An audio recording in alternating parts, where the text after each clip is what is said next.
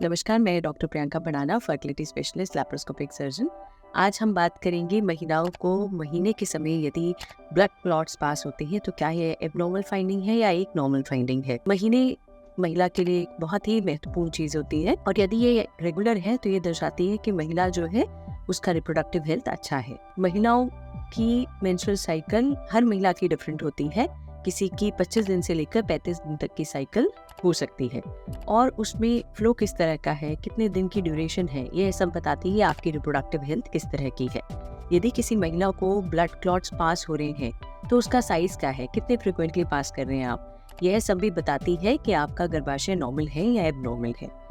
तो आज की वीडियो में मैं आपको यही बताऊंगी कि ब्लड क्लॉट्स पास होना नॉर्मल होता है, कितने साइज के होने चाहिए, यदि बहुत फ्रिक्वेंटली आ रहे हैं या बहुत बार बार आपको पैड बदलने की जरूरत पड़ रही है, या महिलाओं को महीने के समय बहुत थकावट होती है, ब्लीडिंग बहुत ज़्यादा होती है, महिला खत्म होने के बाद भी थकावट रहती है, हीमोग्लोबिन फॉल करता है, तो ये सब दर्शाती है कि महिलाओं को कुछ ना कुछ गर्भाशय या अंडाशय से रिलेटेड तकलीफ है और जिसके लिए उनको इवैल्यूएट कराना चाहिए। आज की वीडियो में हम जानेंगे कि पीरियड्स में खून के थक्के आना नॉर्मल है या एबनॉर्मल। पीरियड्स में खून के थक्के निकालना सामान्य हो सकता है यदि ये पहले खून के थक्के छोटे हैं, कभी कभी निकलते हैं और उस समय आपको होने वाली ब्लीडिंग से कुछ खास समस्या है नहीं।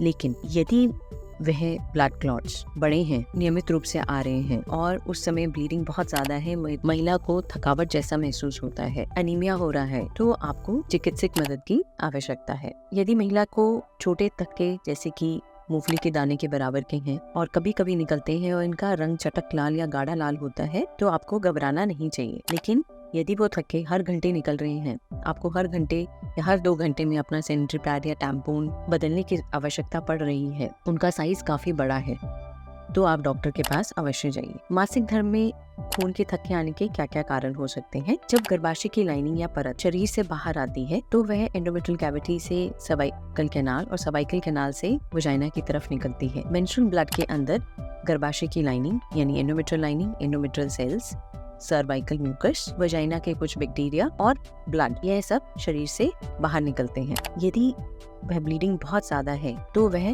क्लॉट्स के रूप में बाहर निकलती है। इसके बहुत से कारण हो सकते हैं, जैसे कि गर्भाशय में रसौली, जिसमें कि गर्भाशय का साइज बड़ा हो जाता है, ज्यादा एंडोमेट्रियल लाइनिंग शेड होती है जिसके कारण से ब्लड क्लॉट्स भी पास होते हैं। एंडोमेट्रियोसिस और एडिनोमायोसिस यह एक ऐसी बीमारी है जिसमें कि गर्भाशय बल्की हो जाता है और ज्यादा टिश्यू बन के बाहर निकलता है, जिसमें कि ज्यादा ब्लीडिंग के साथ साथ पेट में दर्द भी होएगा और ब्लड क्लॉट्स भी पास होंगे। कैंसर में यह समस्या बहुत कम लोगों को होती है, लेकिन यदि किसी महिला को गर्भाशय या सर्विक्स का कैंसर है या ट्यूमर है, इसमें भी ब्लीडिंग ज्यादा होने का रिस्क होता है और क्लॉट्स पास हो सकते हैं। हार्मोनल असंतुलन में भी यदि किसी महिला को ईस्ट्रोजन एक्सेस में बन रहा है और जिसके कारण से गर्भाशय की लाइनिंग थिक हो जाती है, जिसको हम एंडोमेट्रियल हाइपरप्लेसिया कहते हैं, उस समय भी देखा गया है कि ब्लीडिंग ज्यादा होती है, ब्लड क्लॉट्स के साथ होती है। यदि किसी महिला को रक्तस्राव संबंधी कोई विकार है, जैसे कि क्लॉटिंग डिसऑर्डर है, जिसमें कि वॉन विल्सन डिजीज या हीमोफीलिया हो सकते हैं, उसमें भी ब्लीडिंग बंद करने के जो फैक्टर्स या सेल्स होते हैं उनकी कमी के कारण भी महिला को ज्यादा ब्लीडिंग होती है, जैसे कि von Wilson disease, haemophilia, thrombocytopenia.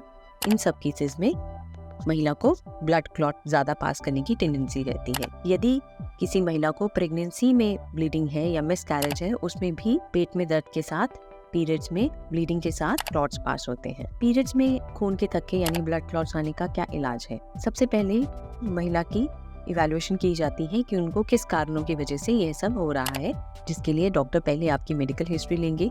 उसके बाद आपको कुछ डायग्नोस्टिक टेस्ट कराने के लिए कहेंगे, जैसे कि MRI या फिर अल्ट्रासाउंड। यदि एक बार डायग्नोसिस बन जाती है तो उसके बाद इलाज में सबसे पहले ब्लीडिंग कम करने के लिए ट्राइनेजेमिक एसिड और गर्भ निरोधक गोलियां, जिससे कि गर्भाशय में बनने वाली खून की या एंडोमेट्रियल लाइनिंग या खून की परत को पतला किया जा सके, जिससे कि ब्लीडिंग कम हो। इन सब के कारण से 50% महिलाओं को ब्लड लॉस कम हो जाता है। कुछ ऐसे उपकरण भी हैं, जैसे कि इंट्रायूट्राइन डिवाइसेस, जो कि हार्मोन कंटेनिंग होती हैं, वह भी इस्तेमाल होती हैं गर्भाशय की लाइनिंग पतला करने के लिए, और इसमें आपको रेगुलरली दवाइयाँ खाने की भी जरूरत नहीं पड़ती। सिंगल टाइम इंसर्ट के बाद आप आपकी ब्लीडिंग इन इंट्रायूट्राइन डिवाइसेस के कारण से कम हो सकती है। उसके अलावा बहुत सी महिलाएं हैं जिनको सर्जरी की भी आवश्यकता पड़ती है, जो कि हिस्ट्रोस्कोपी और लैप्रोस्कोपी द्वारा गर्भाशय से रिलेटेड समस्याओं को दूर कर सकती हैं। लास्ट में मैं आपको कुछ टिप्स देना चाहूंगी जिससे कि आप अपनी ब्लीडिंग को कम कर सकती हैं और महीने के समय होने वाले अनीमिया को करेक्ट कर सकती हैं।